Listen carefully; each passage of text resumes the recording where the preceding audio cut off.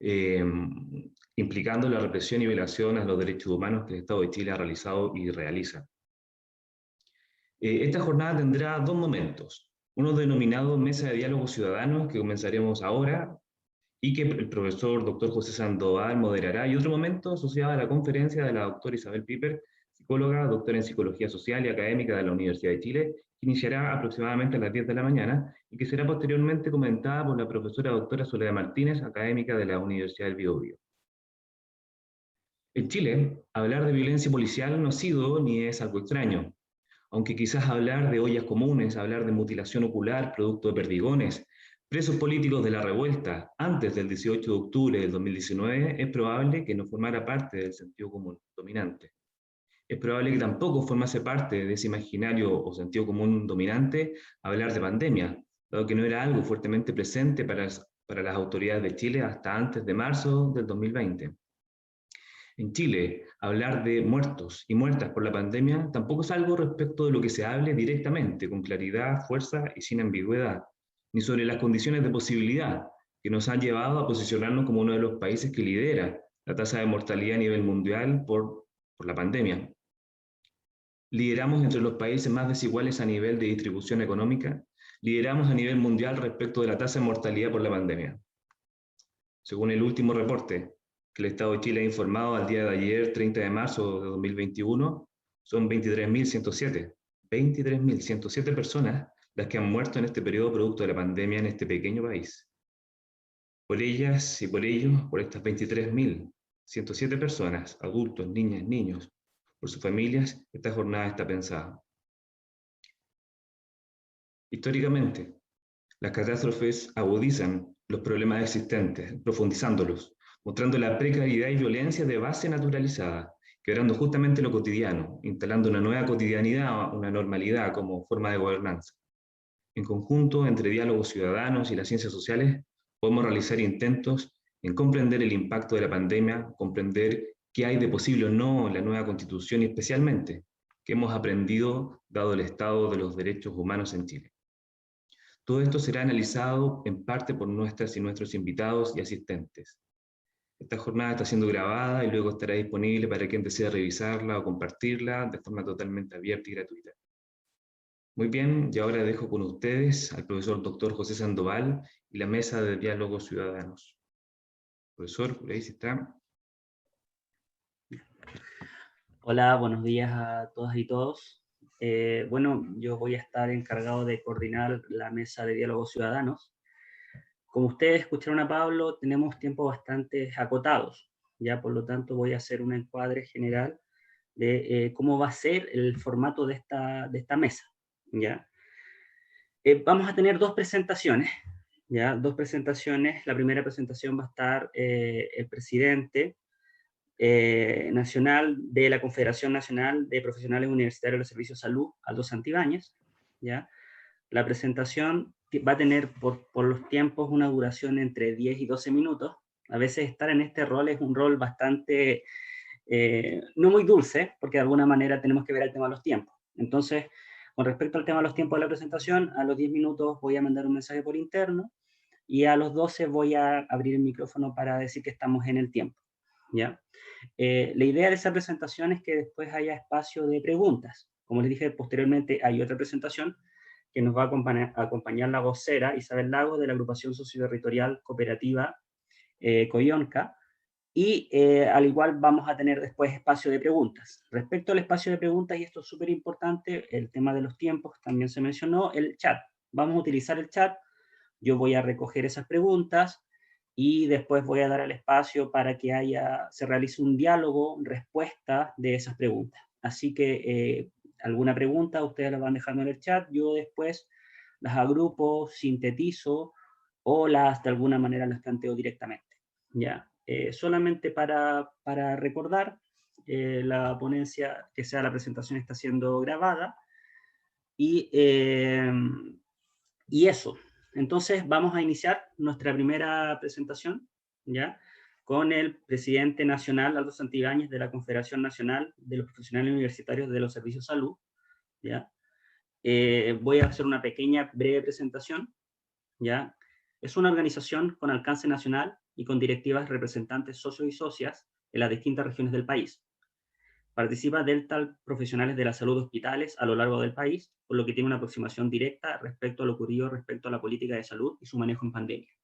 Bueno, más allá de la presentación que yo puedo hacer, yo creo que el propio Aldo puede de alguna manera profundizar un poco más en eso. Así que Aldo, está habilitada la opción para que puedas compartir pantalla y también puedas empezar a conversar y comenzar. Eso.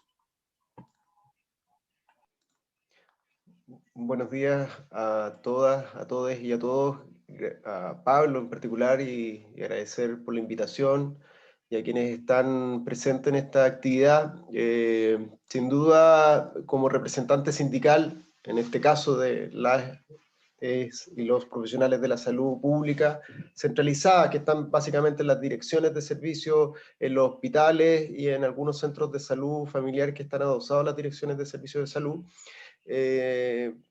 Hoy día estamos viviendo un momento súper complejo a propósito de la pandemia.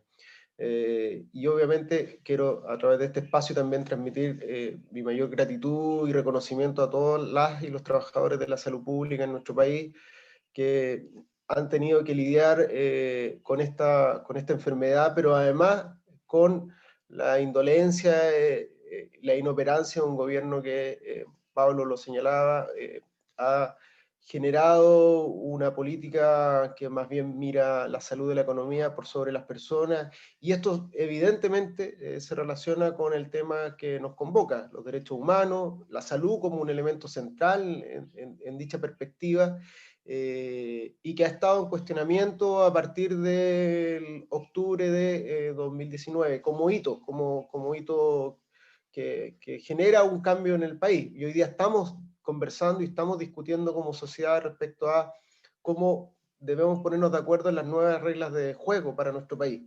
Y allí es fundamental posicionarnos con una conversación, con un diálogo, una deliberación que no solo se limite a la próxima convención constitucional, que además hoy día está, no sabemos cuándo vamos a generar ese proceso eleccionario para elegir a la y los constituyentes, sino que también la sociedad en su conjunto delibere, converse, dialogue, y estos espacios, y en eso agradecemos la invitación desde la academia, porque me parece que ha sido un elemento que no hemos profundizado una vez que recuperamos la democracia, en cómo se vincula la sociedad civil, los sindicatos con la academia, y hoy día, a propósito de todas estas vicisitudes que hemos tenido, comienzan a dialogar con mayor profundidad estos mundos que siempre debían haber estado conectados, sobre todo cuando recuperamos la democracia, se derrotó la dictadura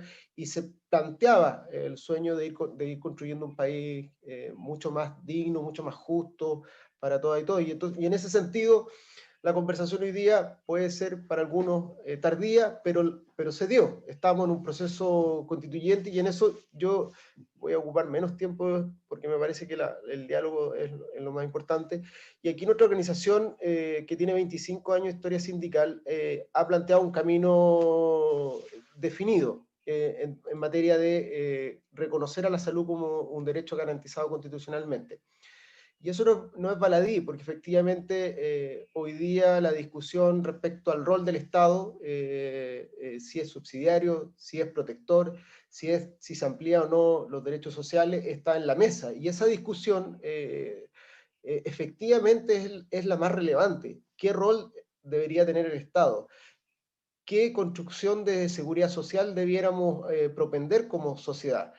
Y sin duda, desde nuestra perspectiva, debiéramos propender a un sistema de seguridad social que incorpore, entre otras cosas, la salud, que incorpore la vivienda, que incorpore el trabajo, que incorpore la educación, en fin. Y esos temas hoy día están en discusión.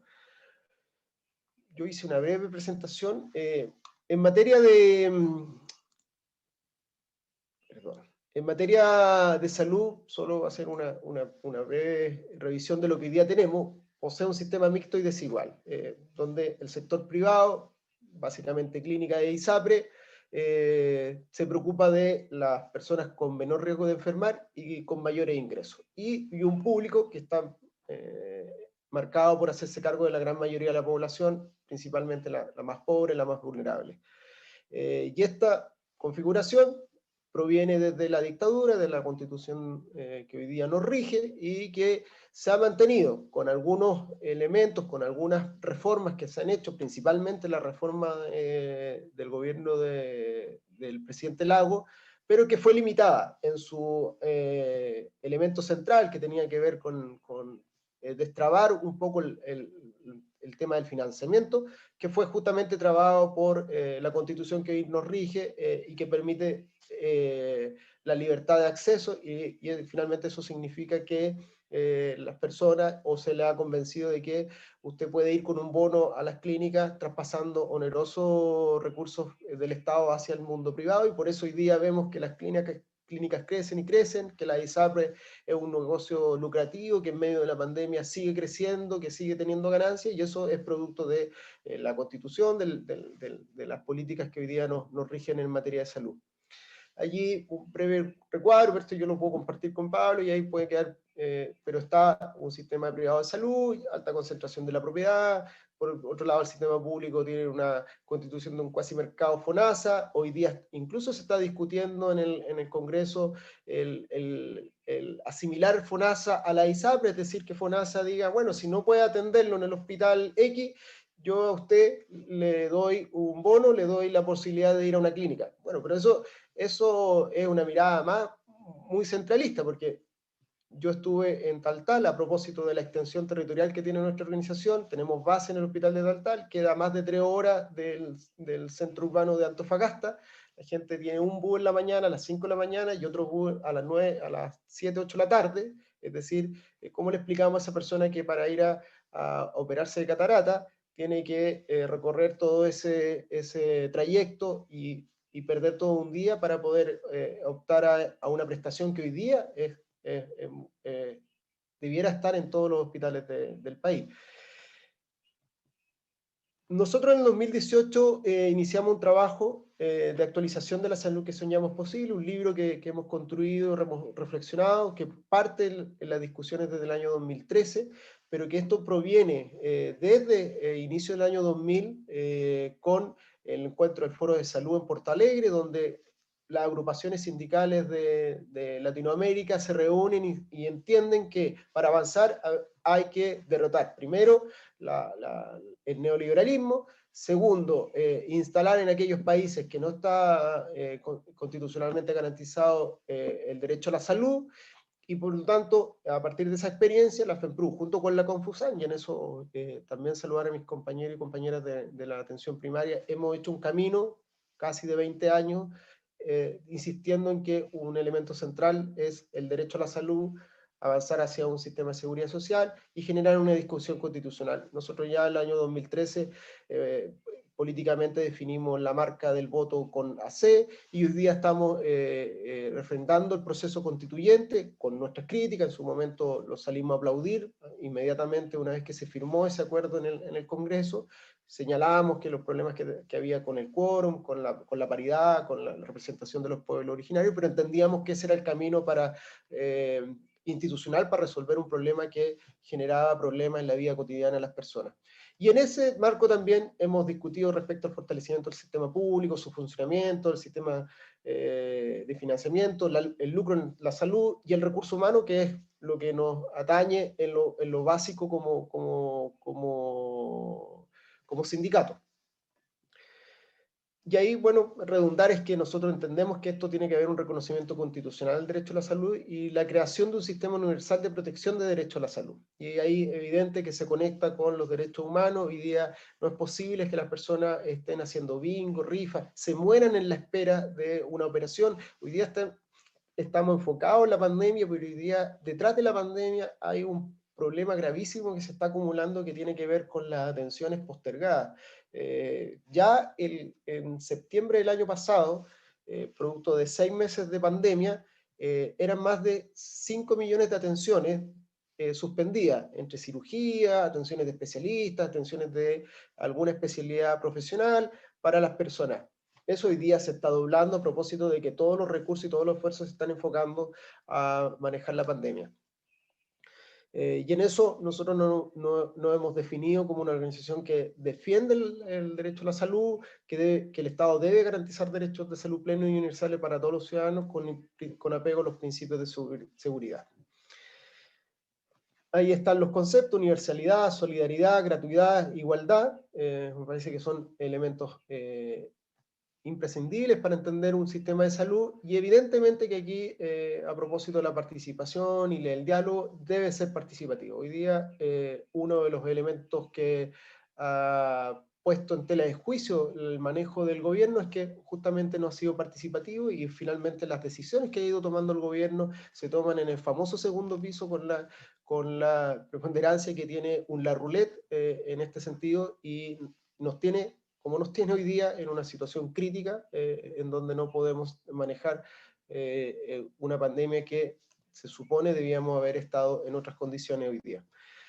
Y allí solo señalar que a partir de esto, la famosa inmunidad en grupo de estado natural de la circulación del virus ya tuvo una primera situación con el famoso exministro Mañalich, y que evidentemente fracasó en el manejo de la pandemia. Y este es un fracaso que se extiende a propósito de la comunicación de riesgo también del gobierno. Hoy día nos dijeron durante el verano que la vacuna no iba a resolver los problemas, que es uno de los pocos elementos buenos que hizo este gobierno, pero que finalmente lo comunicó muy mal, y que permitió que la gente saliera a vacaciones, que la gente se relajara en las medidas de cuidado, y hoy día nuevamente nos tienen en una situación crítica. El problema del sistema de salud chileno es que está fragmentado, mercantilizado, y que está enfocado en los hospitales, es decir, centralizado en la hospitalización, y es lo que hemos visto. Y hoy día, donde la atención primaria, como gran paraguas para poder generar la trazabilidad, no es tomada en cuenta, y lo que se radica es en las Ceremis, que no tienen esa territorialidad que le podría permitir llegar a todos los rincones de Chile. Los trabajadores se van a enfermar, más del 20% ya llevamos de trabajadores y trabajadoras enfermos con el tema del virus, hay un desgaste, y hoy día lo que hemos dicho es que el MinSal debe centrar su esfuerzo en el COVID y no insistir en retomar las atenciones habituales, porque hoy día estamos en una situación caótica. Eso, compañeras, compañeros, amigos, amigas, yo quedo ahí pendiente, entiendo que ya estoy en los tiempos. Me parece que José ya nos avisó, así que espero haber tratado de sintetizar un poco la mirada que ha tenido la FEMPRU respecto a la salud como un derecho garantizado constitucionalmente, y evidenciar los problemas que hoy día tenemos a propósito del COVID. Bueno, muchas gracias, Aldo. Como tú mencionaste, la idea es justamente un espacio de preguntas donde vamos ahí, y también de conversación entre los panelistas de la mesa. Vuelvo a reiterar que las preguntas, si tienen alguna consulta, la anoten en el chat, y así vamos acumulando preguntas para al final realizarlas, ¿ya? Vamos a pasar a la segunda presentación. Como le dije, vamos a pasar a la cooperativa Coyonca, ¿ya? Ahí nos va a Isabel Lagos, la vocera representante de la cooperativa, y vamos a hablar un poquito. Dice, es una agrupación socioterritorial, es una organización sin fines de lucro que comenzó como un colectivo de mujeres rurales. Actualmente se han conformado como cooperativa La Coyonca, siendo una cooperativa de alimentación y consumo responsable. Se orienta a fortalecer la organización territorial para facilitar la vida diaria de familias, buscar caminos alternativos a la explotación y consumismo del actual sistema neoliberal capitalista. Dentro de sus actividades han estado apoyando con sus medios, aparte la región del Ñuble, dado el impacto de la pandemia. Bueno, dejamos entonces a Isabel.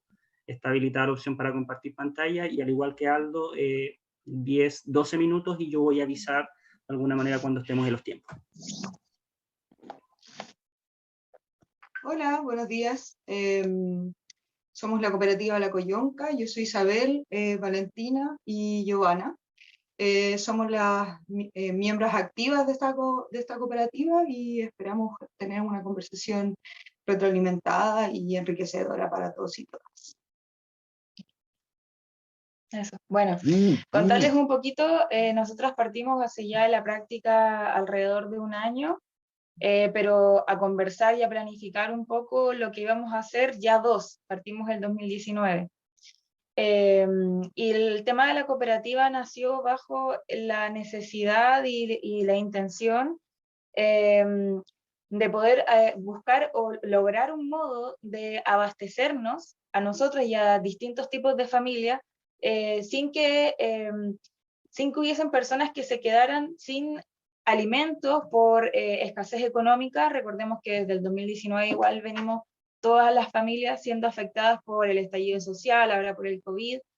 Entonces, bajo ese escenario, nos pareció importante organizarnos para poder cubrir esta necesidad tan importante como es la alimentación, para que fuese saludable, accesible, y que en el fondo pudiéramos generar comunidad a la hora de buscar la forma para obtener estos recursos, y no que sea como cada familia arreglárselas por sí sola. Y luego ya en el año pasado, cuando ocurrió el tema de la pandemia, se hizo mucho más urgente lograr hacerlo, porque además no se podía salir tanto, que cada familia saliera también aumentaba los riesgos de contagio.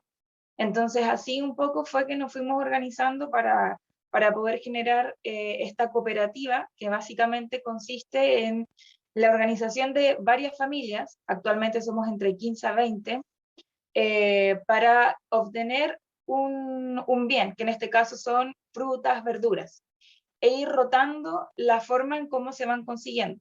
En este caso, nosotras somos 3, anteriormente éramos 4, pero ahora somos solo 3, y hay ciertos roles que vamos teniendo, como por ejemplo la gestión, el tema de las finanzas, el ir a comprar, el repartir a cada familia, el tener los pedidos de cada familia que hay detrás de nosotras y todo. Y así ir gestionando como esta red de abastecimiento que hasta ahora ha funcionado súper bien, y en el camino igual nos hemos podido ir desarrollando mucho más en función de las necesidades que han ido surgiendo también respecto a la familia y la organización de nosotros como cooperativa. Bueno, eso desde como lo metodológico, cómo hemos ido funcionando, como dice Vale, hemos estado 2 años en este proceso de aciertos y errores, y principalmente ya desde este año de práctica, lo que nos hemos dado cuenta que, como lo que decía el compañero anterior, es que finalmente el Estado no se ha hecho cargo del bien más esencial, que es el alimento. Y desde ahí nos hemos dado cuenta nosotros con nuestras mismas familias que de cierta manera existe un abandono por parte del Estado en relación a lo más básico. Y desde ahí, en la práctica, bueno, y desde ahí también cómo nosotros hemos ido llegando a los mismos proveedores y a la misma familia ha sido desde ese mismo plano.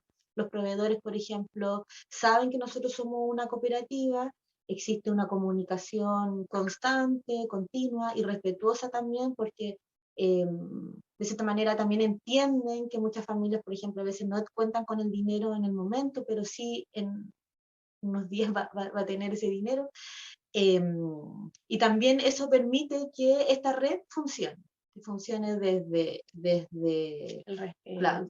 claro, desde el respeto, bueno, como hablábamos, desde tener los productos, después hablamos con la familia, después llegamos de los proveedores tienen los productos, entonces toda esta cadena va trabajando súper bien, y eso permite también demostrar que el trabajo colectivo sí funciona. Siempre buscando la horizontalidad y destacar también que esta colectiva es sin fines de lucro. Claro. Lo que buscamos constantemente es hacer de la cooperativa un espacio colaborativo entre todos los integrantes, ya sea los proveedores, nosotras que tratamos de ver como la parte más metodológica, y también las familias que están siendo beneficiadas con estos productos, que están hoy en día siendo de 15 a 20 familias, ya a lo largo y ancho de Chillán, y Chillán Viejo y sus alrededores. Entonces, la idea es ir avanzando, haciendo esta situación como más participativa, y luego cuando se consolide bien la cooperativa, empezar a compartir esta experiencia, digamos, para empezar a saltarnos ciertos espacios, ¿cierto?, que nos anulan un poco como comunidad. Digámoslo, desde el supermercado, el retail, que de repente muchas veces tienen sus productos con precios abusivos, que no son de fácil acceso a algunas familias. Entonces el objetivo principal es siempre, por ejemplo, comprar a mayor escala y que los precios disminuyan para todos y todas. Y siempre, bueno, el objetivo también destacar es que si hay una familia que está teniendo problemas económicos y está pasando por un mal momento, sobre todo en la pandemia, y bueno, siempre, es la idea que jamás esta familia quede sin alimentarse, ¿ya? Es ahí la ausencia del Estado también. Hay muchas como necesidades básicas que son parte de los derechos humanos que familias no están teniendo en estos tiempos de pandemia. Es importante que nosotros como comunidad nos organicemos para que esas necesidades se puedan suplir organizándonos como comunidad. Claro, de ahí también la intención de aquí a futuro, como comentaba Isabel, de poder replicar esta metodología a otros espacios de la comunidad. O sea, que en el fondo no seamos siempre nosotras las que sabemos más o menos cómo es la organización de esto y lo podemos llevar a la práctica, sino que esta lógica de hacer algo se pueda enseñar para que la comunidad tenga esta autonomía de autogestionarse también. Porque en el fondo lo que estamos haciendo hoy día es como tratar de cubrir estas faltas del Estado, ¿verdad?, a través de la autogestión. Pero la idea tampoco es que hayan otras familias que tengan que depender siempre de nosotras, que hemos ido desarrollando esta metodología, sino que en el fondo cuando ya esta forma de hacer el trabajo, esta forma de hacer la cooperativa, ya no tenga aspectos por mejorar, que todavía no hemos llegado hasta ahí, pero vamos a llegar, allí poder traspasar este saber al resto de la comunidad para que puedan haber varios grupitos que se organicen del mismo modo, porque en el fondo tampoco la cooperativa funciona bien si es tan grande. Por ejemplo, si las organizadoras fuéramos muchas, sería mucho más difícil poder hacer la cooperativa del modo que lo hacemos ahora, que incluye la rotación de roles, las reuniones toda la semana, diálogo directo entre nosotras, poder ir viendo en qué fallamos, la autocrítica, poder ir generando propuestas para cubrir aquellas cosas que falta por mejorar. Cuando son muchas personas, lograr eso es mucho más difícil. Entonces, de repente, que varios espacios, varios núcleos puedan ir desarrollándolo es mucho mejor, para cubrir también esto de la autonomía, de que no sigamos replicando lógicas como de dependencia sino que cada familia y cada sujeto social pueda decir, sé cómo se hace, lo puedo hacer si lo necesito. Y bueno, a lo mismo que hablaba la Vale, tiene que ver con que también nuestras familias saben nuestro objetivo. Claro. No somos un supermercado, no somos un delivery, por ejemplo. Todas tienen conciencia del proceso que se hace, del esfuerzo también que se hace, y eso también permite que la familia en general, individuos, familias, grupos de convivencia, empecemos a trabajar este tema más político, que no es solo compro porque es barato y me conviene, claro, sino que la importancia de trabajar en colectividad, autogestionado y ya fuera de esta institucionalidad. Que eso yo creo que uno de los objetivos igual importante que nosotros siempre queríamos llevar a cabo, que no fuera también asistencial, por ejemplo, que no captáramos una familia solo porque lo necesitaba, sino que esa familia también vaya conociendo y vaya interiorizando, vaya aprendiendo y vaya replicando. En algún futuro, ese es nuestro futuro, que más familias, más organizaciones, más grupos puedan optar a esta metodología, y en eso es nuestro principal objetivo. Ahora ya vamos en eso. Así es. Igual, sí, no sé qué más podemos señalar. Eso, básicamente, no sabemos si hay alguna pregunta, si estamos bien en el tiempo, nos falta. Sí, si nos queda. Sí. Estamos súper en el tiempo, estamos muy bien en el tiempo. De hecho, ahora vamos a dar espacio justamente a las preguntas, tal vez a la posibilidad también, ¿por qué no?, de interpelarse. Vuelvo a repetir, está el chat abierto para algunas preguntas. Y para comenzar, justamente, en las dos presentaciones se interpeló al Estado. Se interpeló al Estado, y también viendo un tema más coyuntural está el tema de la nueva Constitución.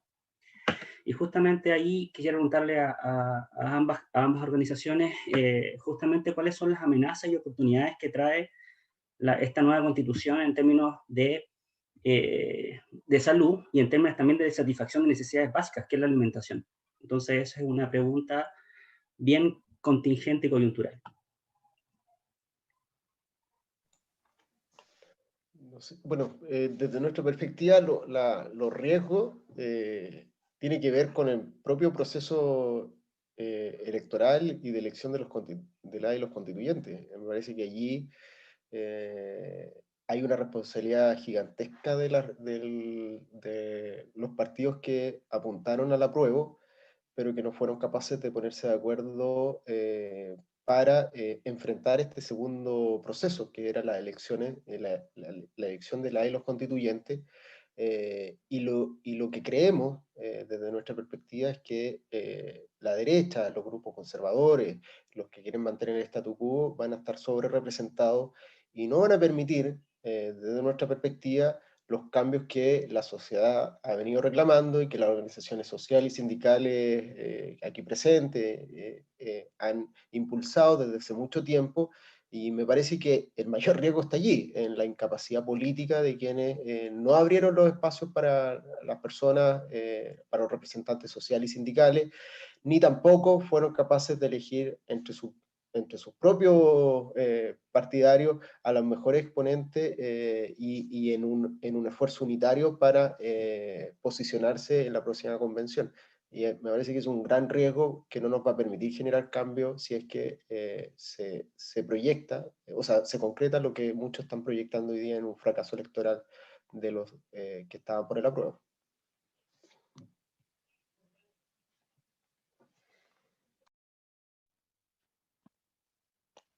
Bueno, desde la nueva constitución que se avecina, nos parece importante destacar que hoy o ayer se mandó una cuarta solicitud para apuro del TPP-11.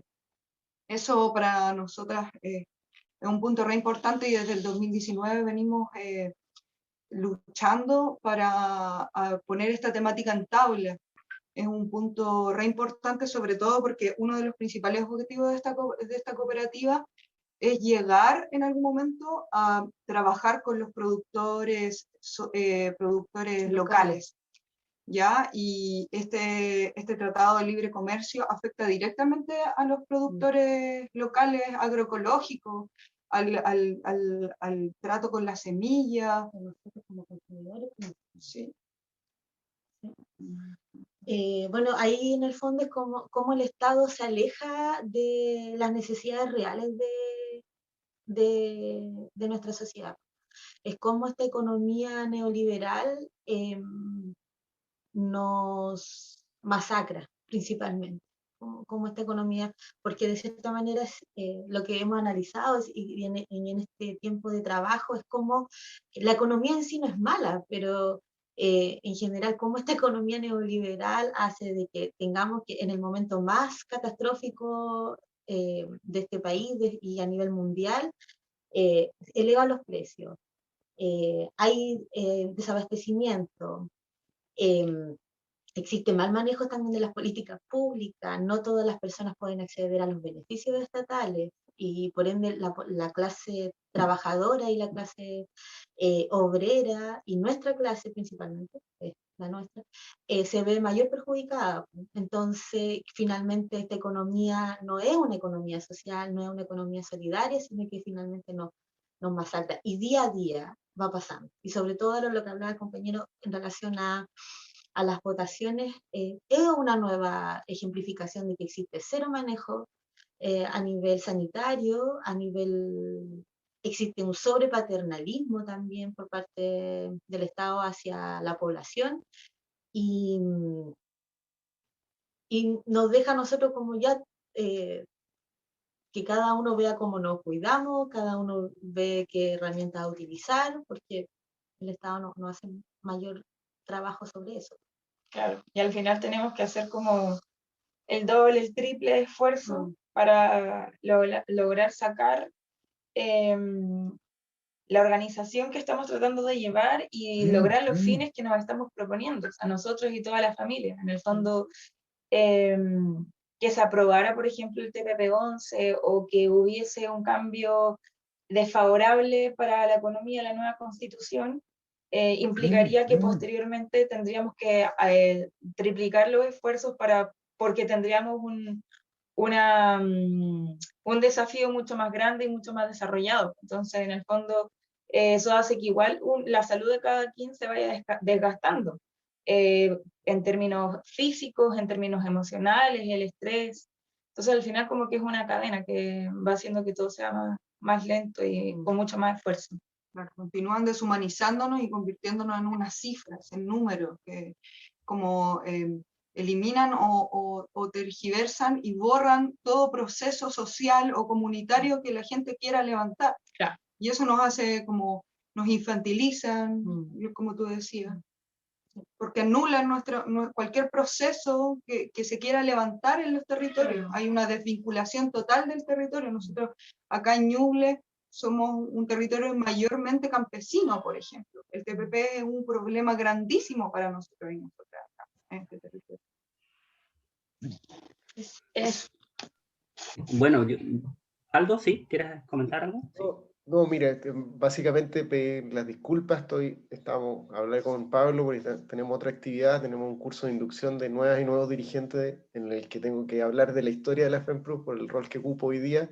Yo quedo a disposición de cualquier otro momento, otro espacio de conversar, poder transmitirle la experiencia y lo que hemos ido construyendo desde el sindicato al interior de las organizaciones públicas, que no es fácil, sobre todo la legislación que hoy día tenemos, que esperamos también en la nueva Constitución podamos derribar ciertos elementos que no nos permiten, por ejemplo, la negociación colectiva, no nos permiten la huelga, en fin, hay mucho que avanzar. Yo les pido, Pablo, y a través de tuyo, a todos los presentes, las disculpas, pero me tengo que retirar, y ánimo y fuerza para los procesos que continúan y que nos tienen que tener muy presentes y activos como sociedad civil y trabajadoras y trabajadores, estudiantes, todos juntos.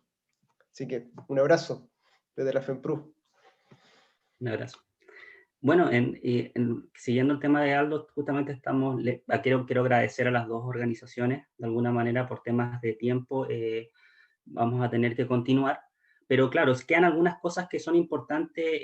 Estas conversaciones siempre dan espacio a más preguntas, a muchas más que respuestas, más preguntas. Yo creo que algo importante que se podría tocar es justamente lo que mencionaba Aldo al inicio, el papel de las universidades. ¿Qué rol tiene la universidad y específicamente la academia en estas temáticas?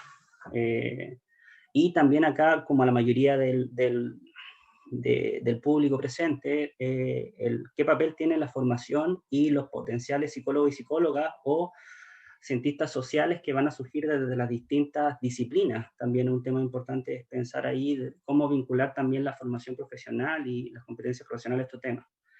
Yo creo que quedan muchas cosas. La interpelación del Estado, el rol de la institucionalidad, la contingencia de la nueva Constitución, y por qué no también pensar en una política de los cuidados. Estamos justamente hablando en temas que tienen que ver con los cuidados. Es de alguna manera darle también un giro, un enfoque, que también yo creo que la academia y específicamente las perspectivas feministas y de género ya han venido hablando hace bastante tiempo. Así que eso, vuelvo a agradecer, y si hay alguna pregunta, consulta, instancia de contacto, está en el chat para que puedan comunicarse entre ustedes. Así que eso, muchas gracias. Pablo. Muy bien, muchas gracias José, muchas gracias a la cooperativa Coyonca, a FEMPROS por la participación, fue muy notable, muy clara cada una de las presentaciones. Y justamente a propósito de lo que deja planteado el profesor Sandoval, cómo esto lo articulamos también a nuestra formación profesional dentro del área de las ciencias sociales, ¿cierto? Cómo tratamos de articular estas versiones de lo que está ocurriendo respecto a lo que está por pasar, qué alternativas posibles hay de aprendizaje respecto a lo que ha ido ocurriendo, ¿cierto? Chile en materia de derechos humanos ya tiene una experiencia asociada a su vulneración justamente, lo hemos pensado de forma tradicional respecto al proceso de dictadura de Pinochet, pero también hoy en día hay una serie de dinámicas que están siendo interpeladas fuertemente, como planteaba ahora, al inicio de la jornada. Yo ahora solamente quiero hacer el tránsito hacia la profesora y académica que nos va a dar la conferencia, doctora Isabel Piper.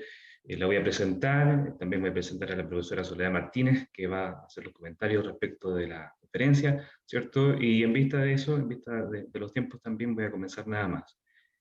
Para iniciar entonces esta conferencia de la doctora Isabel Piper, ella es psicóloga de la Universidad Diego Portales, doctora en Psicología Social por la Universidad Autónoma de Barcelona, y se ha especializado en el campo de estudios en el área de la psicología social, actualmente es académica de la Universidad de Chile, y ha desempeñado varios roles en el campo en esa universidad, en temáticas de dirección de posgrado, temáticas asociadas también a la coordinación de sus programas de memoria, etc. Especialista en psicología social, como he comentado, en materia de derechos humanos, en memoria colectiva, en lugares de memoria, y cuenta con una amplia trayectoria y participación en numerosas investigaciones científicas sobre esta materia. Así que ella es la doctora Isabel Piper, nos va a acompañar con los comentarios la doctora Soledad Martínez, que es docente y académica de nuestra Universidad del Biobío, psicóloga también, como decía, doctora en psicología por la Universidad Nacional de Córdoba. Bueno, así que le doy la palabra ahora en ese instante a la doctora Isabel Piper, si está por ahí. Aquí estoy. Hola Isabel, por favor, Hola, ¿se bienvenida y escucha? muchas gracias por Gracias. participar. Gracias, muchas gracias a ustedes por la invitación. ¿Se escucha bien? Voy a compartir pantalla. Soy un poco torpe para esto, entonces ustedes me dicen si la cosa funciona o no funciona, ¿ya? Sí, perfecto, se escucha muy bien. Y ahora se está compartiendo. Ahí se está compartiendo. Ok, perfecto. Yo no veo lo que se ve, así que espero que... Bueno, ella es Anita, mi compañera de todas las veces que hablo, porque tiene un afán por el protagonismo, y cuando hay una pantalla ella no puede resistir estar aquí presente. En primer lugar, insisto en agradecer la invitación. Fue muy interesante escuchar a las compañeras que hablaron anteriormente. Lamentablemente yo voy a ser menos entretenida y voy a presentar cosas menos interesantes. Tiene que ver también con un poco lo que planteaba ahora Pablo y José, de cuál es el rol de la universidad, de la academia y especialmente las ciencias sociales en los procesos políticos, ¿no? Sociales y políticos transformadores. Nosotros como programa de investigación tenemos de Psicología Social de la Memoria, tenemos ahí una postura bastante clara, ¿no? En relación a que hacer psicología social para nosotras implica una conexión estrecha y una participación permanente con los procesos sociales y políticos con los que nos involucramos. Eso significa también un doble movimiento, porque significa tratar de comprender lo que sucede y al mismo tiempo tratar de aportar a tensionar a las distintas formas de dominación que se estructuran. O sea, nosotros entendemos la psicología social crítica, que es lo que nosotros decimos que hacemos, ¿no? La entendemos como un proceso de comprensión, de análisis y comprensión de las distintas formas de dominación y los distintos ejercicios del poder, y también a nuestro ejercicio académico como una forma de resistencia a esos ejercicios de dominación. Y que entendemos ahí como una forma de resistencia no solamente con la crítica, o sea, no solo con ser criticones, digamos, ahí nosotros decimos que una cosa es ser crítico y la otra es criticones, ¿no? Sino que con ser capaces de tensionar las formas hegemónicas de pensamiento social y también de tensionar esos procesos de dominación. Y lamentablemente ese efecto es un efecto que no tiene que ver con la buena voluntad ni las buenas intenciones, sino que es algo que tiene que ver con las mismas dinámicas de las relaciones de poder, y por lo tanto que eso nos obliga a estar permanentemente analizando, pensando y reflexionando en torno a cuáles son los efectos de lo que hacemos. Es decir, nosotros hacemos algo, ¿no? Ya sea en el campo de la investigación, en el campo de la acción, y luego es muy necesario volver a hacer una reflexión crítica sobre nuestro propio quehacer para poder analizar cuáles son los efectos sociales y políticos que este quehacer tuvo. Nosotros trabajamos, como decía antes, en el campo de la memoria colectiva y de la relación entre la memoria colectiva, la violencia política y la violación a los derechos humanos. Y desde ahí, bueno, evidentemente, desde el 19 de octubre del 2019 fuimos fuertemente interpeladas a poder usar y traer, ¿no? Como todo lo que hemos trabajado, hemos analizado, a tratar de comprender qué es lo que estaba pasando. Cosa difícil, porque la realidad social nuestra es tan cambiante que cada vez que uno, yo siempre digo que las explicaciones duran 5 minutos, cada vez que uno entiende lo que está pasando, cambia algo y ya no lo entendió, ya quedó obsoleto lo que estaba diciendo, ¿no? Lo que obliga a pensar y repensar constantemente todo lo que estamos diciendo. Más allá de eso, hemos venido realizando los últimos años un trabajo de investigación que yo creo que es muy pertinente plantear en este momento, que tiene que ver con trabajar sobre las memorias de la transición. ¿Por qué?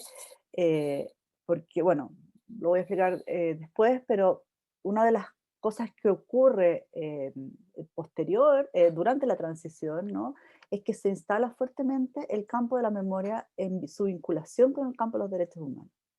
Pareciera que la transición lo que establece es una especie como de línea divisoria entre el pasado y el presente, ¿no? Esa línea es una línea que es más que simbólica, ¿no? Porque implica la creación de instituciones, pero también hay una línea muy simbólica, y todos los actos, ¿no? Y las actuaciones performativas del 12 de marzo, cuando cambia, ¿no? El gobierno militar y se le pasa la banda presidencial a Elwin, implican el establecimiento de esta línea, que una de las cosas que establece es que la violencia pertenece al pasado. La violencia pertenece al pasado, y el arco iris, la paz, la tranquilidad, la reconciliación, pertenece al presente y al futuro. Entonces, en esta línea, ¿no? En esta línea imaginaria, simbólica, se trabaja fuertemente, ¿no? Y ahí entra a trabajar el tema de la memoria, marcando que la violencia pertenece al pasado. Pareciera que ya desde el 12 de marzo en adelante la violencia queda atrás. Por eso que el Museo de la Memoria, las comisiones de verdad, ¿no? Los informes, lo que establecen es esa línea y se preocupan del pasado, que es la dictadura. Entonces, durante toda la postdictadura se hacen memorias de la dictadura, pero toda la época de la transición, comillas, transición, o toda la época de los 90 queda como una especie de hoyo negro en que la gente dice, bueno, pero en los 90 no pasaba nada, ¿no? Entonces, no se habla mucho de los 90 más que hablar de la apatía de la juventud, de la falta de politización, ¿no? Se habla, qué sé yo, de las leyes, de Elwin, de algunos eventos, ¿no? Y luego, bueno, vienen las movilizaciones del 2006, las movilizaciones estudiantiles del 2006, y se empieza a hablar de la repolitización de la sociedad chilena y del surgimiento de los movimientos estudiantiles, bueno, por supuesto con el auge del 2011 y posteriormente, y queda como la época de los 90 como una especie de hoyo negro memorial, ¿no? Es como en la memoria decir como un hoyo negro del cual no se habla mucho.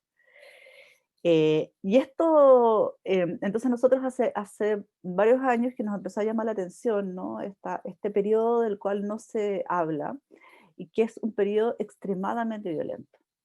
Es un periodo en el cual, donde la represión política no solamente no acaba, ¿no? Sino que se hace muy, muy feroz, muy fuerte, y donde además hay un proceso de resignificación de de las violencias políticas, que era necesario entender para poder entender cómo se fueron configurando o cómo se han ido configurando las violencias políticas actuales. Y digo violencias políticas en plural porque nos referimos tanto a la violencia política del Estado, que también es plural porque tiene distintas formas, ¿no? Y a las violencias utilizadas como de acción política, que también van cambiando.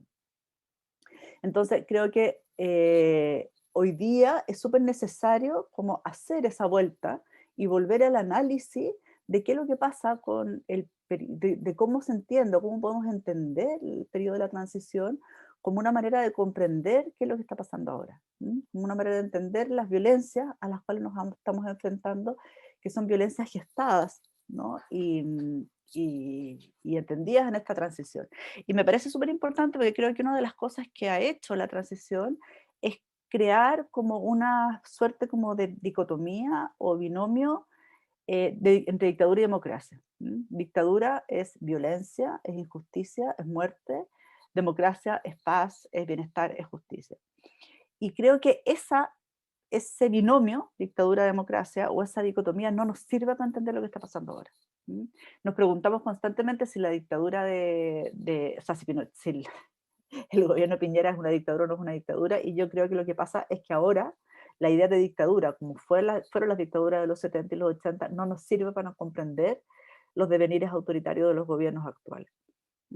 Entonces, lo que voy a hacer, y voy a tratar de no pasarme de la media hora, después me preguntan si quieren que profundice en algo, es que lo que voy a hacer es mostrar o defender la hipótesis que la transición es un dispositivo de pacificación.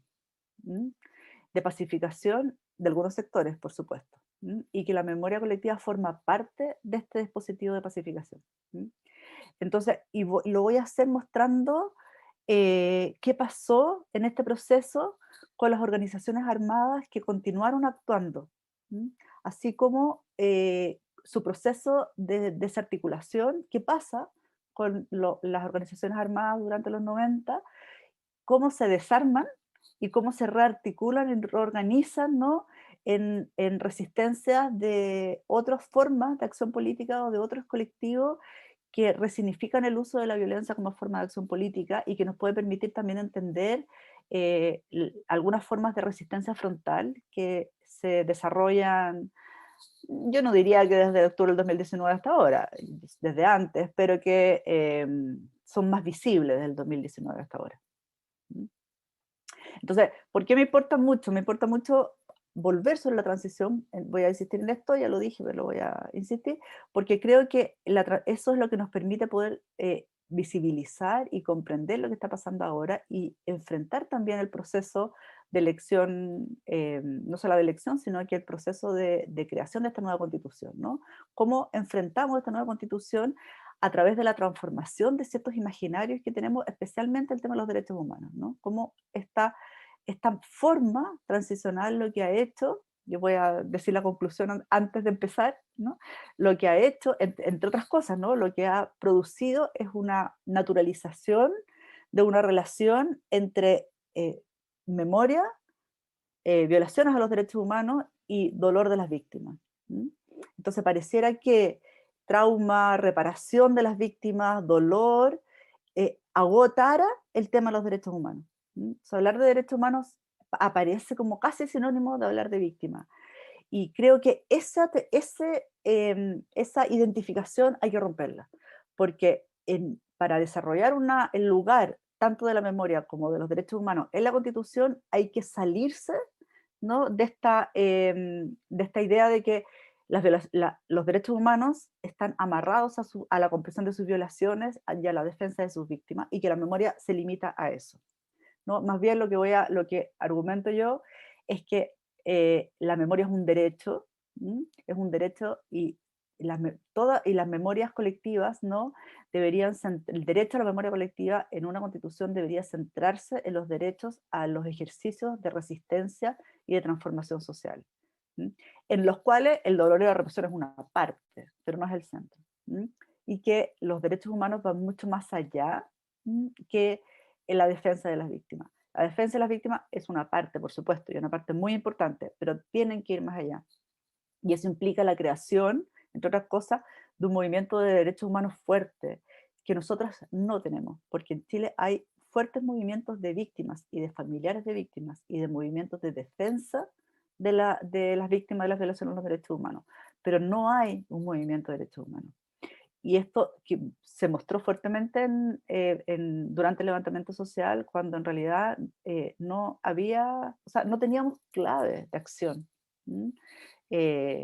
como sí la tienen, por ejemplo, en Argentina, que hay un movimiento fuerte, ¿no?, donde, bueno, toman a alguien detenido ilegalmente, inmediatamente hay protocolos de acción de qué hacer frente a eso, ¿no? Nosotros no sabemos qué hacer frente a eso, porque sabemos qué hacer frente a los detenidos de hace 30 años, ¿no? O sabemos defender a las víctimas, pero no los protocolos de actuación inmediatos, y de alguna manera pasamos a depender de del, ay, se me fue, de organismos institucionales, ¿no? Y de los organismos ligados al Estado, que, bueno, mostraron ser débiles y erráticos y estar más de parte del poder que de la ciudadanía.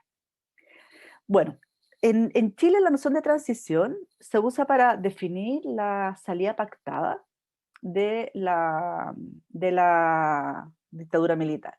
Entendida la dictadura como una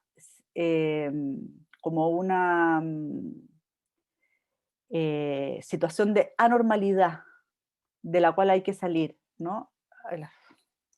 O sea, la transición es entendida como el tránsito, y eso no solamente en Chile, sino que en casi todos los países, como un tránsito desde de una situación de desestabilización a una situación de normalidad. Es decir, la situación de anormalidad es la dictadura, la situación de normalidad es la democracia, ¿no? Lo primero que hay que decir es que la transición se gesta durante la dictadura, incluso en sus primeros años, porque ya en el año 76, más o menos, incluso antes, las intelectuales de oposición empiezan a pensar e imaginar formas de salir de la dictadura y de volver a la normalidad. Y aquí voy a hacer un paréntesis, porque ¿qué es esa normalidad? ¿Y qué significa salir de una dictadura y volver a la normalidad? Hoy día se habla, bueno, desde el levantamiento social que se habla de volver a la normalidad, ¿no? Y uno de los eslogans también importantes en el levantamiento era, bueno, precisamente a esa normalidad no queremos volver. Y ahora, bueno, se sigue hablando de la normalidad y se dice que la normalidad cambió, es como ya un dicho como común. Entonces la pregunta era, bueno, eh, ¿a qué llamamos volver a la normalidad? ¿No? ¿Qué significa la normalidad para quiénes? ¿No? Eh, y bueno, y ahí no es menor que quienes lideraron el proceso transicional en Chile son precisamente, una parte de quienes los lideraron son precisamente quienes apoyaron y promovieron el golpe de Estado, ¿no? Entonces, cuando hablaban de volver a la normalidad, la normalidad no es el gobierno de Allende, ¿no? O sea, volver a la normalidad no es volver a antes del golpe, es volver a antes, ¿no? Es volver a una situación donde son las oligarquías las que gobiernan el país, ¿no? No son donde un gobierno socialista está en el poder, bueno, un gobierno socialista como el de la Unidad Popular, no como los de ahora. Es decir, volver a la normalidad es volver a una situación pre-revolucionaria, no es volver a una situación donde hay una experiencia revolucionaria como fue la Unidad Popular. Yo creo que eso es algo similar a lo que está ocurriendo hoy, ¿no? Todos los sistemas de control están, y el discurso de la normalidad supone, bueno, la normalidad, ¿qué es la normalidad? ¿No? Entonces creo que ahí hay que un rol de la psicología y de la psicología social especialmente es poder preguntarse eso y tensionar esa idea de qué normalidad queremos volver. Bueno, entonces lo que quiero argumentar es que la transición no se inventa a sí misma y ninguna transición en el mundo es improvisada, sino que las transiciones son imaginadas ya desde los principios de la dictadura. Y eso por una parte lo hace la oposición, pero también por otra parte lo hace el gobierno militar.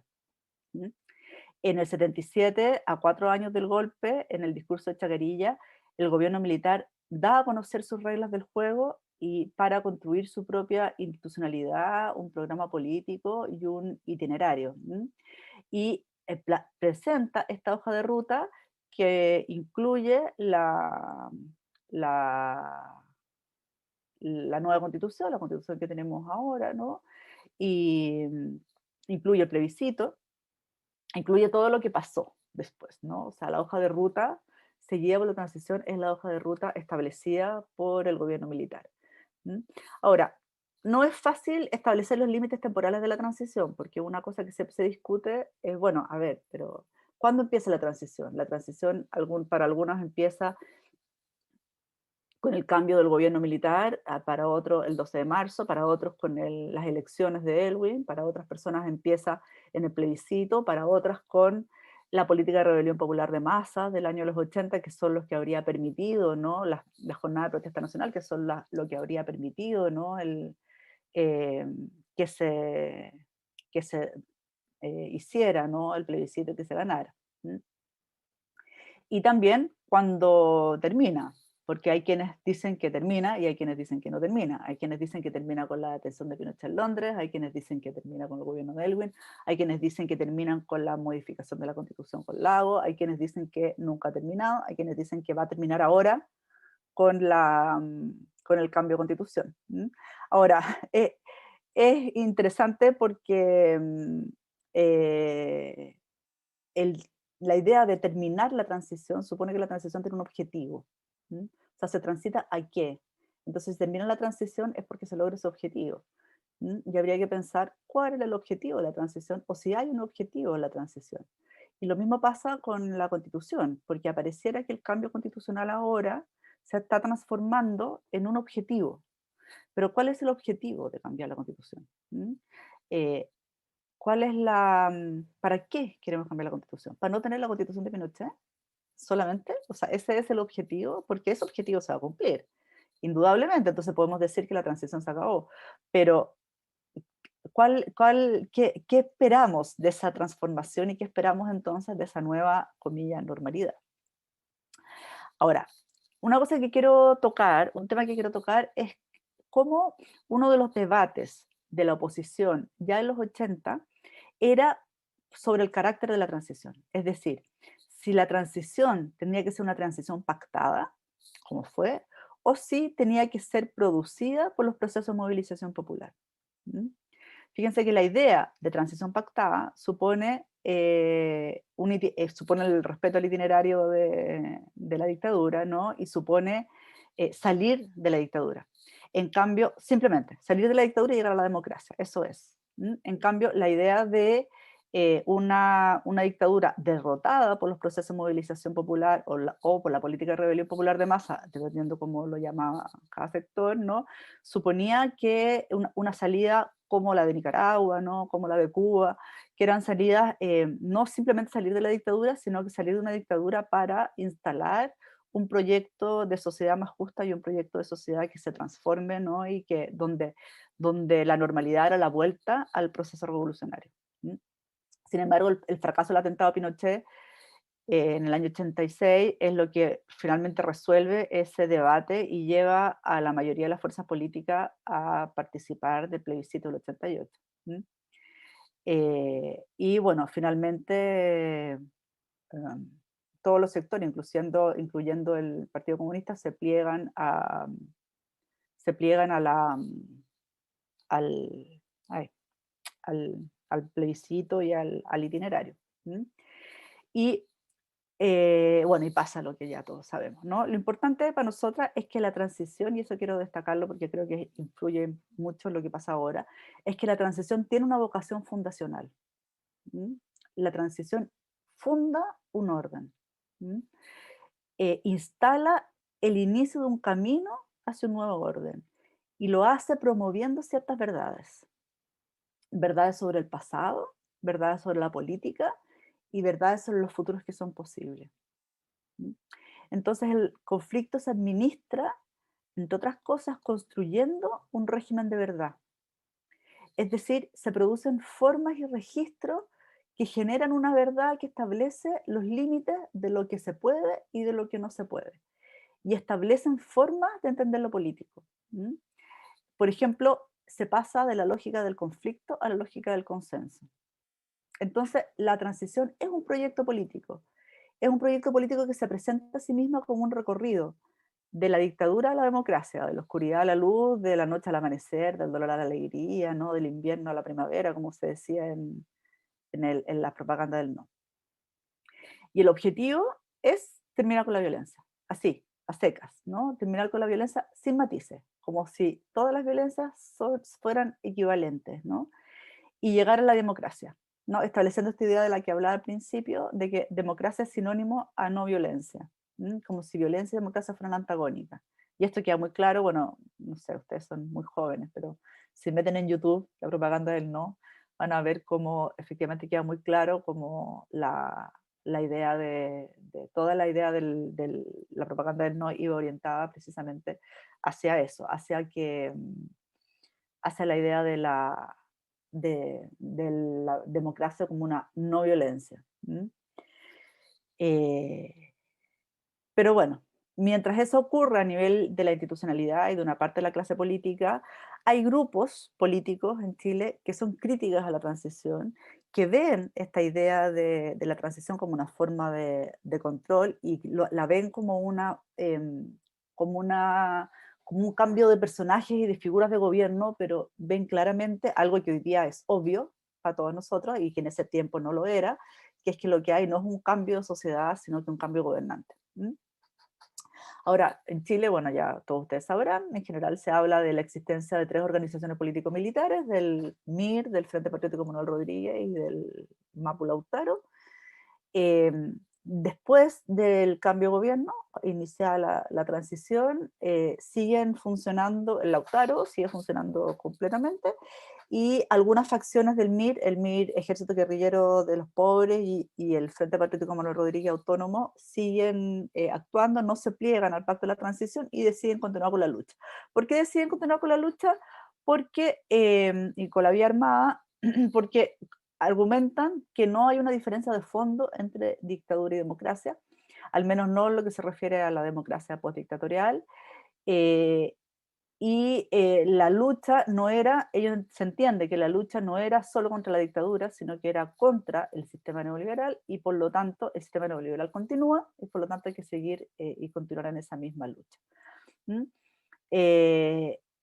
Porque viendo claramente, ¿no?, que la transición no pone en cuestión el sistema neoliberal. Entonces, dado que el sistema no cambia y que las violencias intrínsecas al neoliberalismo no cambian, entonces la vigencia y la legitimidad y la ética de sus formas y objetivos de sus luchas continúan. Me parece muy importante destacar esto, porque esto es el análisis y la reflexión que se ve hoy en la calle. O sea, esto es lo que decimos todos hoy día. Hoy día el sentido común crítico, político, de izquierda, más radical, ve claramente esto.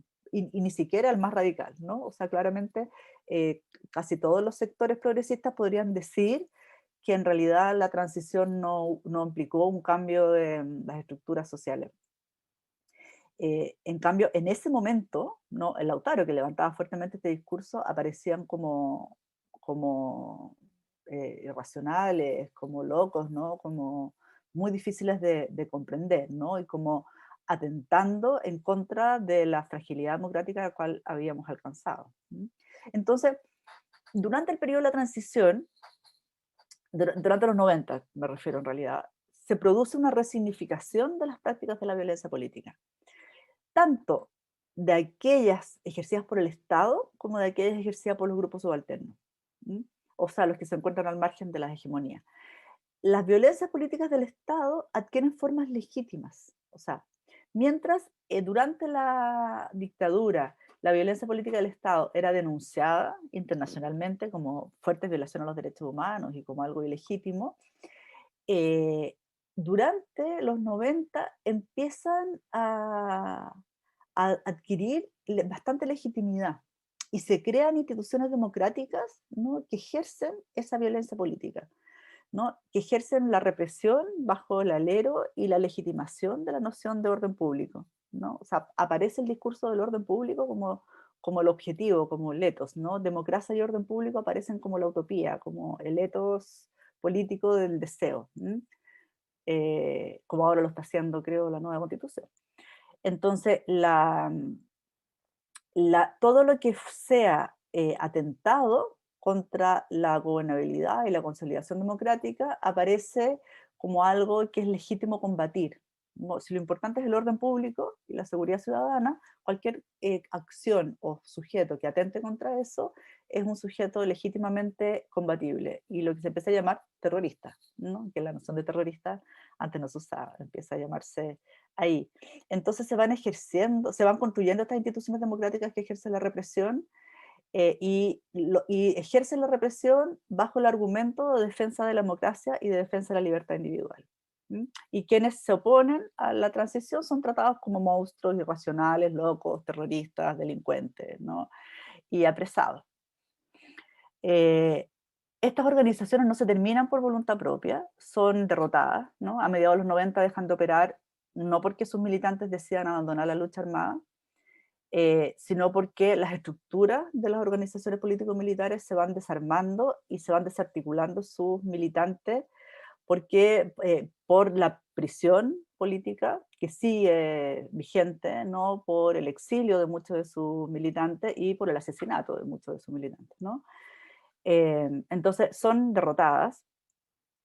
Quiero decir, hacer un pequeño paréntesis aquí, que todavía siguen existiendo presos políticos de militantes de los 90, que no son llamados presos políticos. Entonces, quiero hacer un llamado a, cuando hablemos de la libertad de los presos políticos, no limitarlo a la libertad de los presos políticos de la revuelta, porque siguen existiendo presos políticos anteriores a la revuelta.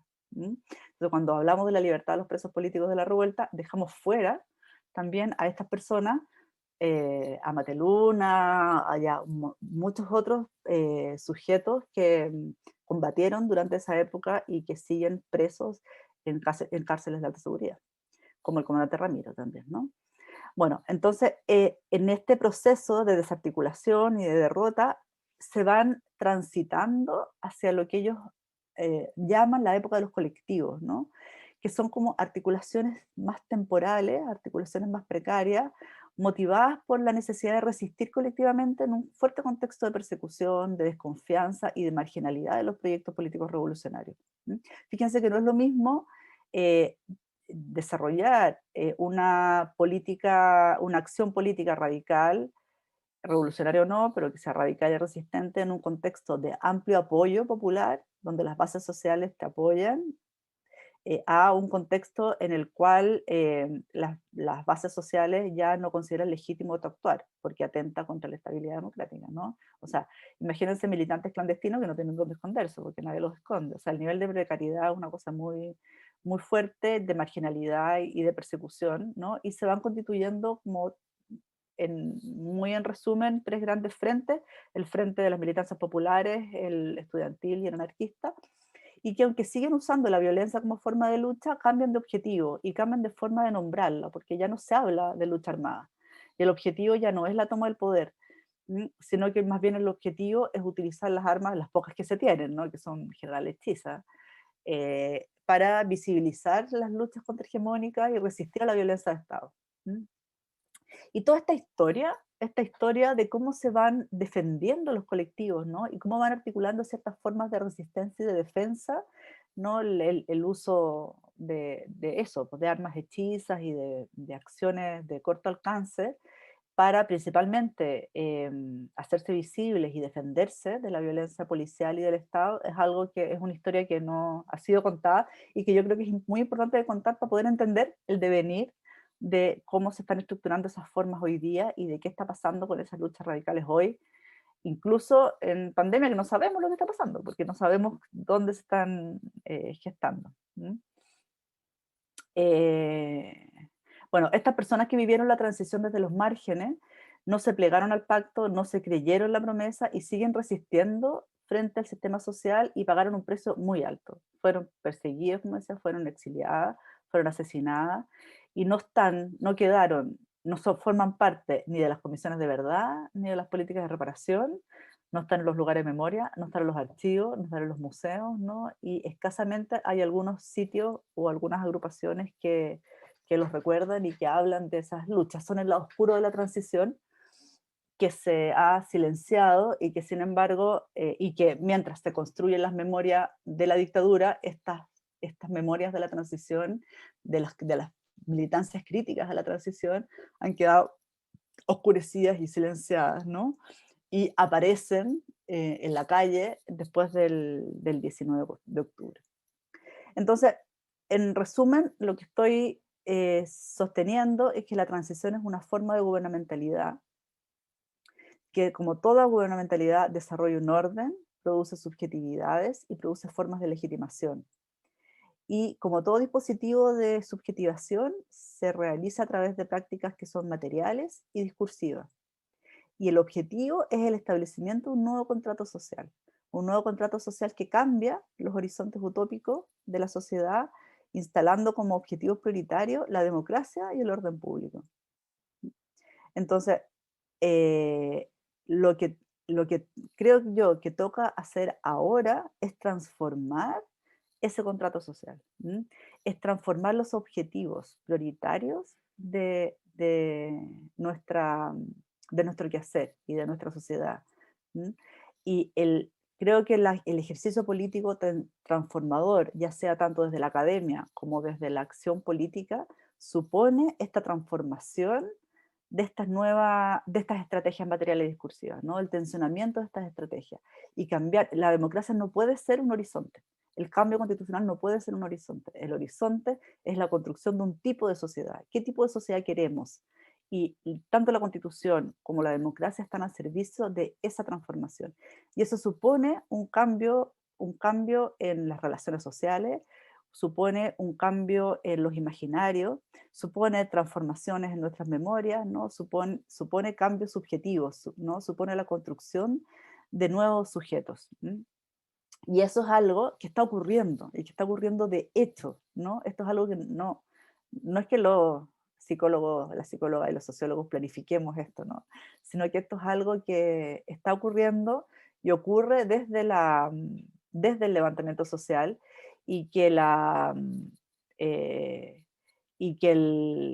lo que pienso más bien es que desde la academia no estamos sabiendo verlo, ¿no? O visibilizarlo. Las experiencias que contaban los compañeros y las compañeras de antes, ¿no? Son efectivamente experiencias de transformación de formas de relación, ¿no? Son experiencias de resistencias no frontales que van transformando y creando las condiciones de posibilidad para poder pensar el mundo de manera distinta, para poder pensarnos de manera distinta. Bueno, eso.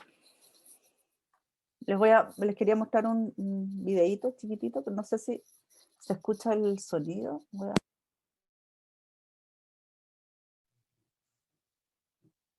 Ahora no, todavía no se tiene que escuchar.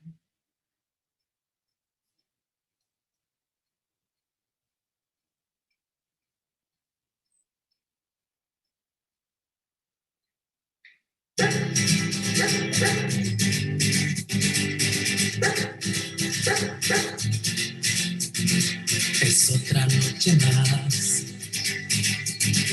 de caminar, es otro fin de mes sin novedad.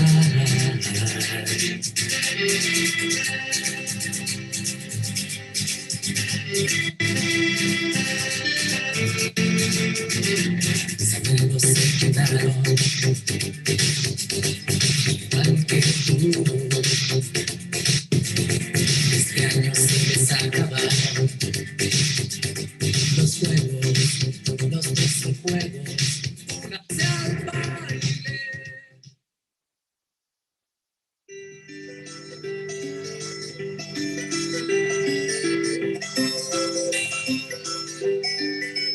El derecho de vivir, poeta Ho Chi Minh, que golpea de Vietnam a toda la humanidad.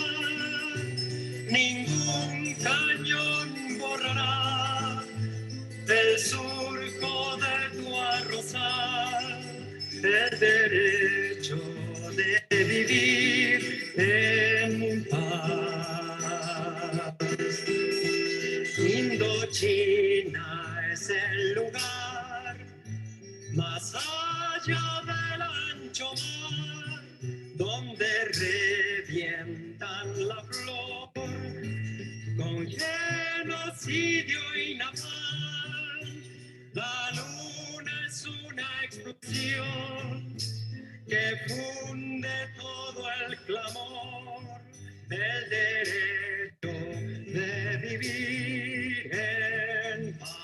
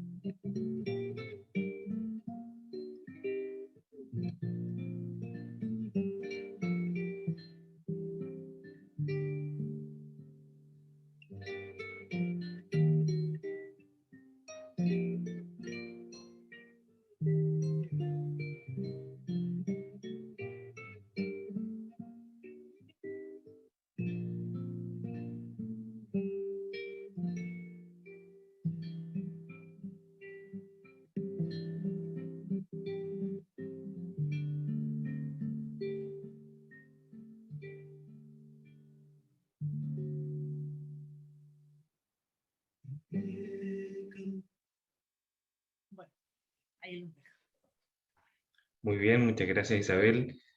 Damos paso a la profesora Soledad Martínez, que va a darnos unos comentarios respecto a tu conferencia. Muchas gracias, desde ya. Hola, buenos días. Agradezco mucho la presentación de Isabel y bueno, y también de las Coyoncas y del compañero del sindicato. La verdad es que una de las cuestiones que creo que habría que comentar tiene que ver con la función que tiene la psicología social y la academia en los espacios de reflexión sobre estos temas. Una de las cuestiones que tiene nuestro quehacer docente, ¿no? Es el desafío de mostrar que la psicología es harto más que un quehacer simplemente repetitivo y un poco reproductivo de unas técnicas. Y yo creo que de la conferencia de Isabel a mí me gustaría rescatar un poco pensando en que hay algunos estudiantes y algunas estudiantes que la psicología no es solo, y es también comprender lo que sucede, pero también es tensionar procesos de dominación y de poder, y yo creo que en ese sentido la psicología que intentamos mostrar es una psicología que está comprometida con procesos reflexivos, con haceres sociales y políticos, ¿no es cierto? Y otra cuestión que me interesaría comentar muy brevemente, porque obviamente ella lo dijo mucho mejor, es la capacidad que tiene la memoria colectiva como artefacto para poder entender lo que vivimos hoy día y también proponer. Me parece que la psicología y la psicología social en particular tiene harto que decir respecto de cómo queremos construir una sociedad. Creo que particularmente el debate constituyente es un debate interesante, no es el único, pero sí es un debate interesante en el cual la psicología debe estar presente. Creo además en una psicología, y creo, en una psicología posicionada políticamente, por eso que la compañera La Coyonca trajera su pañuelo verde, a mí me parece que es perfectamente consistente con una psicología que se posiciona, ¿no?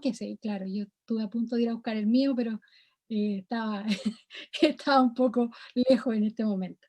Yo creo que eso estamos queriendo hacer, una psicología que se para desde un lugar, que se para desde un momento en particular, ¿no es cierto? Y saludamos esa psicología que no tiene miedo a decir desde dónde está hablando, y agradecemos entonces hoy día la compañía que tuvimos de estos compañeros y compañeras que nos hablaron de eso, para construir como psicólogos y psicólogas desde los espacios que estemos, porque a veces la academia es un poco un espacio que se aleja un poco pero ya esta psicología que quiere romper esa falsa dicotomía, ¿no?, entre academia y calle. Eso, agradecerles mucho y bueno, dejo a Pablo ahí encargado de cerrar la jornada. Muy bien. Bueno, entiendo que se está escuchando. Bueno, volver a agradecer a la profesora doctora Isabel Piper, a todo el equipo que hace posible esto, ¿cierto? Doctor José Sandoval, Cristóbal Bravo, profesora Soledad Martínez, ¿cierto? Y y los asistentes, a las personas que han colaborado de distintas formas en poder realizar esta jornada, al colectivo, la cooperativa La Coyonca, a FEMPLUS y a los y las estudiantes que están presentes. No solamente hay estudiantes, sé que hay académicos también, no solamente del país, sino que de otros lugares fuera, así que también muy agradecidos porque se hayan podido conectar. Ha sido un espacio muy interesante, muy potente, por cómo se van articulando, insisto, en formas alternativas a lo que comúnmente estamos bombardeados de información. Así que nada más que eso, volver a agradecer a Isabel, un gran abrazo, y este espacio va a estar abierto y disponible posteriormente que terminemos esta jornada. Así que ya para ir finalizando, nada más que eso, un fuerte abrazo y nada más. Estén muy bien, muchas gracias Isabel por tu participación, por tu aporte, y fue muy potente. Chao, chao a todas y todos, muchas gracias.